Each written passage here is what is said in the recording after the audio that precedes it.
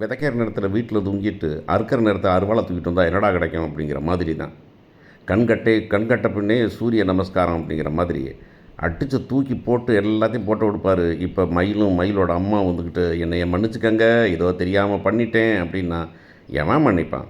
அப்படியே பாண்டியனும் சரவணனும் மன்னிச்சாலும் நம்ம மன்னிக்க மாட்டோம். இப்போ ஒருத்தர் நமக்கு எழுதியிருந்தார்.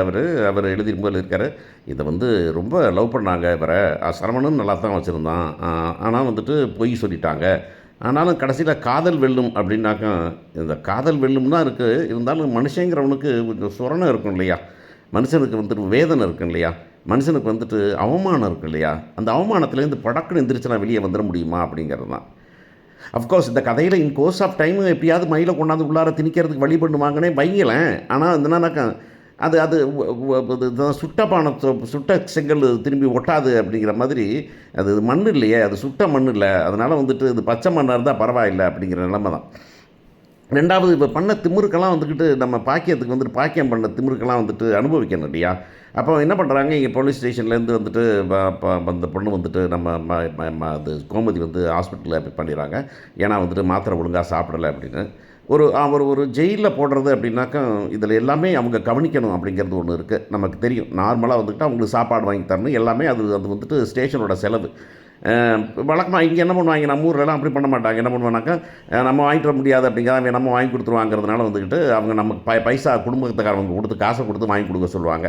ஏன்னா அவங்க வாங்கி கொடுத்து என்னவாவது இப்போ மருந்து கலந்துட்டாங்கன்னா என்ன பண்ணுறது அப்படிங்கிறதுனால இது எல்லாமே போலீஸ் ஸ்டேஷன் தான் பார்த்துக்க முடியும். ஏன்னா குடும்பத்தில் யாராவது கொடுத்து அதில் மயக்கம் போட கடைசியில் அதெல்லாம் மாற்றுறது போலீஸாக இருப்பாங்க. போலீஸ் வழக்கமாக அதை பண்ண மாட்டாங்க, அவங்கள தான் பண்ணி கொடுக்கணும். அது ரெண்டாவது இந்த மாத்திரை இருக்குது, உடம்பு சரியில்லை அப்படிங்கிறதுக்கெலாம் அது கன்சிடரேஷன் உண்டு. ஆக்சுவலாக இவங்க இப்போ முடியாமல் இருக்காங்க, சுகர் ட்ரபிள் இருக்குது, அவங்களுக்கு டேப்லெட் இருக்கும், டேப்லெட்லாம் கொண்டு வரணும் அப்படிங்கிறதெல்லாம் ஒரு ஒரு ஒரு ஒரு சிஸ்டத்தில் உண்டு. அப்படிங்கிறதுனாச்சும் இந்த சீரியல் எடுக்கிறவங்க கொஞ்ச நாச்சும் அதை மக்களுக்கு சொல்லித்தரணும் அப்படிங்கிறது தான். இல்லை இது நடக்கலை அப்படின்னு வேணால் வச்சுக்கலாம், நடக்கிறது இல்லை, பழக்கமாக பண்ண மாட்டாங்க, எல்லாமே இருக்குது. ஆனால் இப்படி ஒரு சிஸ்டம் உண்டு, இப்படி ஒரு ரூல் உண்டு. உடம்பு சரியில்லைனாக்கா அதுக்காக என்ன பண்ணணும் அப்படிங்கிற சமாச்சாரம்லாம் இருக்குது. பார்த்திங்கன்னா கோர்ட்லேருந்து வெளியே விடும்போது கூட ஒருத்தனை அடிச்சு வாங்கிறாதீங்க, போலீஸ் ஸ்டேஷன் போலீஸ் காவலில் அனுப்பும்போது கூட சொல்லி அனுப்புவாங்க. அப்படியே எப்படி கொண்டு போகிறீங்களோ அப்படியே கொண்டு வரணும், கையில் மாவு கட்டு போட்டு கொண்டு வந்துடக்கூடாது அப்படிங்கிறத ஜட்ஜு சொல்லி அனுப்புவாங்க. அப்படிங்கிறதெல்லாம் நமக்கு, அதாவது நீங்கள் என்டர்டெயின்மெண்ட்லாம் இருக்கட்டும், அதோடு சேர்த்து கொஞ்சோண்டு மக்களுக்கு தெரியாத பாமர மக்கள் உங்களை நம்பி பார்க்குறாங்க, அவங்களுக்குலாம் இந்த மாதிரி சொல்லணுங்கிறதுனாச்சும் இவங்களுக்கு தெரியணும் அப்படிங்கிறது தான். ஆனால் இந்த பற்றிய ஒரு சோஷியல் ரெஸ்பான்சிபிலிட்டியே இல்லாமல் இவ்வளவு தான் அப்படின்னு பண்ணுறதெல்லாம் பெரிய கொடுமை அப்படிங்கிறது தான். ஸோ அவங்க இப்போ மழை போட்டுறாங்க, ஹாஸ்பிட்டல் போயிட்டா காலைல இட்லி வாங்கி கொடுத்து கூப்பிட்டு போகலாம் அப்படின்னு சொல்லி ஸ்டேஷன்லேருந்து கூப்பிட்டு வராங்க. இங்கே 2 போலீஸ் ஜீப்போட போகிறாங்க. போய் அங்கே வீட்டில் போகிறாங்க. வீட்டுக்கு போயிருந்தா எதுக்குறா போலீஸ் திருப்ப வந்திருக்குது அப்படின்னாக்கா, கோர்ட்டு கூப்பிட்டு போகணும்ல இந்த 2 பொண்ணுங்களை. இந்த 2 பொண்ணுங்க விட்டு போக முடியாதுல்ல, மீனாவை கூப்பிட்டு போக வேண்டியதில்லை. ஆனால் இந்த 2 பொண்ணுங்க அரசியும் ராஜ்யம் கூப்பிட்டு போகணும் வரும்போது, இல்லைங்க நாங்கள் எங்கள் காரிலே கூப்பிட்டு வந்துடுறோம் அப்படின்னா அதெல்லாம் முடியாதுங்க, அதெல்லாம் சிஸ்டம், இதெல்லாம் ரொம்ப நியாயமாக சிஸ்டம் சொல்லுவாங்க அப்படிங்கிறது தான். கூட்டு வந்துடுறாங்க. இங்கே பார்த்தோன்னா கோர்ட் வாசலில் ஒரே அழுகையும் கண்ணீருமா இருக்குது. கண்ணீரை சரி உள்ளார போகலாமா அப்படின்னு பேசும்போது கரெக்டாக ஆட்டோவில் இறங்குறாங்க இவங்க. யார், நம்ம பாக்கியம் வீட்டுக்காரரும் இந்த பொண்ணு. இறங்கின உடனே இவெல்லாம் நல்லா இருப்பாளா அப்படின்னு கேட்குறாங்க. இங்கே இந்த இந்த இந்த இந்த இந்த அம்மா இருக்க நம்ம இவங்க அம்மா இருக்காங்களே, நம்ம குமாரோட அம்மா, அவங்கெல்லாம் வந்திருக்காங்க. அவங்க திட்டுறாங்க அந்த பிள்ளையை. என்ன என்ன மனுஷி நீ எல்லாம் எப்படி பொய் சொல்லி வச்சுருக்கிற அப்படின்னு சொல்லிட்டு, இங்கே பாருங்கள் கோர்ட்டில் வந்துருக்கு, நம்ம உங்களையும் சேர்த்து போலீஸில் பிடிச்சி கொடுத்துருவேன் அப்படின்னு பாக்கியம் இவங்களையும் மிரட்டுறாங்க அப்படிங்கிறது தான். இந்த பிள்ளை எம்மா என்னம்மாங்குது, என்னம்மா சொல்லுவாங்க, என்ன பண்ணுவாங்கன்னு பெரிய அந்த பச்சை பிடிக்கிற பப்பா அது பார்த்தா அப்படி பொள்ளிர்னு விட்டுறலாமான்னு தோன்ற மாதிரி, என்னம்மா சொல்கிறதுன்னு. நீ கோர்ட்டில் பேசாமல் வா மயில், உன் வாழ்க்கை சும்மா அழுதுட்டு உட்காந்துருந்தேன், எல்லாம் போயிடும், ஒன்று பின்னா போயிடும், உன்னை வாழ வைக்க தான் அவ்வளோ கஷ்டப்பட்டுக்கிட்டு இருக்கேன், உள்ளார வாங்குறாங்க. உள்ளார போய் கோர்ட்டில் போய்ட்டோன்னா கோர்ட்டில் எல்லாம் பேசுகிறாங்க. பேசிட்டு என்னங்க யார் சாட்சி இருக்கா அப்படின்னு கேட்டாங்க. பக்கத்து வீட்டுக்காரங்க யார், இவங்களா? ஆமாம். அவங்க யார், அவங்க சொந்தக்காரங்க தானே, அவங்க எப்படி சொல்லுவாங்கன்னு நினைக்கிறீங்க அப்படின்னா, இல்லைங்க சொந்தக்காரங்க தான், நான் 30 வருஷம் பகைங்க அவங்க அப்படின்னு. அப்படியா, சரி வாங்க என்னன்னு சொல்லுங்கள் அப்படின்னாக்க, எங்கள் அப்படிலாம் பண்ண மாட்டார் அவர், எங்களுக்கு அவர் பகை தான். 30 வருஷமாக என் தங்கச்சியை கல்யாணம் முடிச்சுட்டா, வருத்தப்பட்டுக்கிட்டு இருந்தோம். இப்போ என் மகளும் கல்யாணம் முடிச்சு போயிட்டா, அதனால் பேச்சுவார்த்தையே எங்களுக்கு கிடையாது. சொல்லப்போனால் எங்களுக்குள்ளே அடிதடி நடக்கிறது தான் ரெகுலராக நடக்கும். ஆனால் அவ்வளவுலையும் இன்றைக்கி இவர் இந்த பாண்டியன் குடும்பமோ இதை பண்ணியிருப்பாங்களான்னா பண்ணலைங்க, பண்ணியிருக்க சான்ஸே கிடையாது. என் மகளை என் தங்கச்சி வச்சுட்டு நான் சொல்கிறேன் அப்படின்னு சொல்கிறாங்க. சக்திவேலு அதான் சொல்கிறார், அப்படிலாம் பண்ண மாட்டாப்புல அப்படின்னு. இது வரைக்கும் அப்படி நாங்கள் வீட்டில் சண்டை நடந்து அடிபட்டு பார்த்ததே இல்லை. இந்த பொண்ணு பொய், ஏகப்பட்ட பொய் அப்படின்னு சொல்லிட்டு எங்கள் வீட்டுக்கே ஒரு நாள் வந்துக்கிட்டு மகளுக்கு விஷ் பண்ண வரேன்னு சொல்லி இந்த மனுஷன் வந்துட்டு எங்கள் வீட்டில் பின்னாடி வந்து திருட வந்துட்டாருங்க அவர். அவரை பிடிச்சோம். அன்றைக்கி போலீஸை பிடிச்சி தான் நாங்கள் அனுப்பிவிட்டோம். இப்போ அன்றைக்கி மன்னிச்சு அனுப்பிவிட்டோம். சரி குடும்பத்துக்காரவங்க போகணுன்னு விட்டோம் நாங்கள்.